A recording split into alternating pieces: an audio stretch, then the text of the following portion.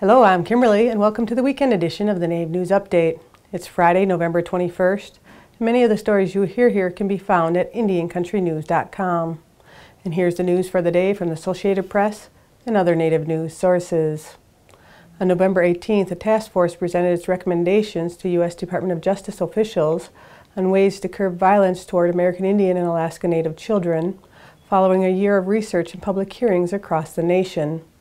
The report that resulted from the task force's work, Ending Violence So Children Can Thrive, was prepared as part of the DOJ's Defending Childhood initiative, launched by Attorney General Eric Holder in 2010. The report lays out what the task force found to be the most pressing changes needed to heal and protect American Indian and Alaska Native children. The full report is available online at justice.gov/Defending Childhood. It's a sad time in Indian country as the news of the death of Priscilla Coolidge emerges. On October 3rd, Michael Siebert shot and killed his wife Priscilla and then took his own life. Coolidge was a singer who in the 1970s released 2 solo albums while married to her first husband, musician, songwriter, and record producer Booker T. Jones. She was named Billboard magazine's Best Female Vocalist 2 years running. She later performed and recorded with her Grammy Award-winning sister Rita Coolidge and daughter Laura Satterfield as the Native American trio Walela. The police investigation of the recent deaths is ongoing, and the department requests anyone who has any information about it to call Detective Sergeant Carrie Peterson at 805-384-4744.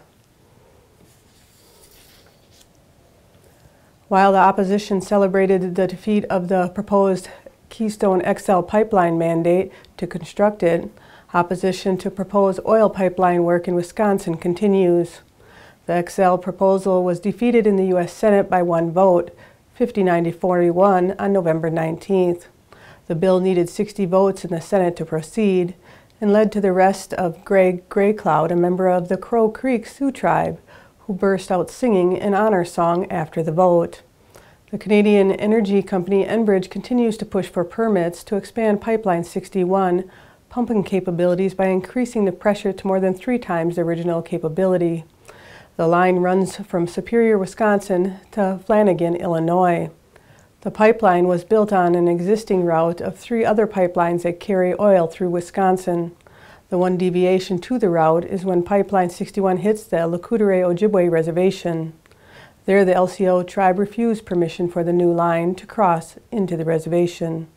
The Enbridge Pipeline and other environmental concerns will be the topic of a conference fundraiser entitled Women in Water, to be held Saturday, November 29th at the LCO Convention Center in Hayward, Wisconsin. For more information, you can call 715-634-5806.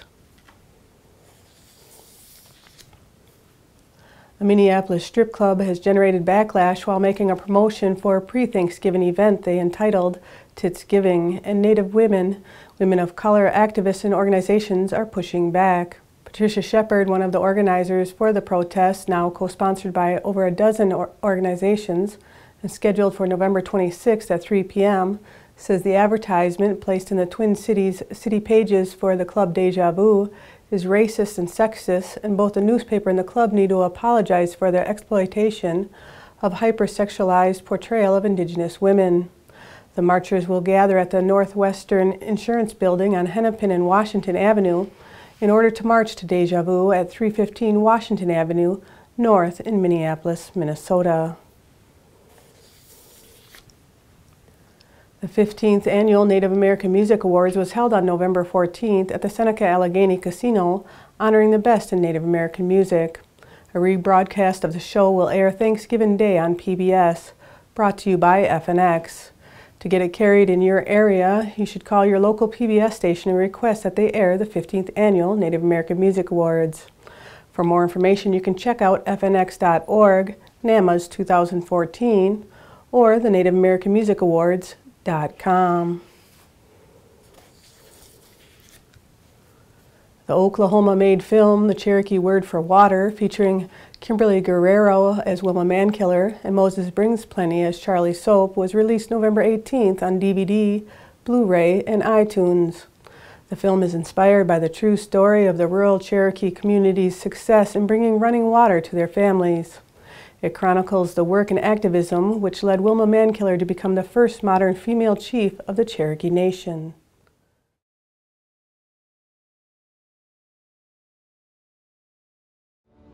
It started with the return of one Cherokee woman, Wilma Mankiller. You know anyone who could help me with the housing regulation? That's that guy, Charlie Soap. Your plan is to ask the people to dig 18 miles of water line by themselves? But we need someone who knows the community out there. People out here in Bell, they're not much for meetings. How long do you plan to stick this out? How long do you plan to stick this out?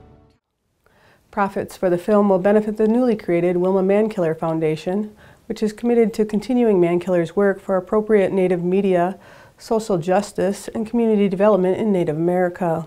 The film release on November 18th coincides with Mankiller's birthday. Wilma Mankiller passed away in 2010 at the age of 64. Ojibwe musician Keith Secola is in the process of producing the official video for his song, You Got Land, and wants to include his fans. If you'd like a chance to appear in Sekola's music video, just make a poster with the words, Got Land, Thank an Indian on it. Take a picture of yourself holding this sign and then email it to theindiancar@gmail.com. You can learn more about Keith by checking out his website at Sekolah.com. Legacy Recordings, the catalog division of Sony Music Entertainment, has inked a historic multi-album deal with Loretta Lynn. The new agreement covers several albums of new material produced by Johnny Carter Cash and Loretta's daughter, Patsy Russell. The new music was recorded over the past 7 years at Cash Cabin Studio in Henderson, Tennessee. The first title in Legacy's new Loretta Lynn album series is slated for a release in 2015 and will be the artist's first collection of new recordings since Bandolier Rose, her 2004 collaboration with Jack White. To date, Lynn has recorded 60 albums and has sold over 48 million albums worldwide in her career. And that's another roundup of news from Indian Country on this edition of the Native News Update. I'd like to thank you for joining me and have a grand day.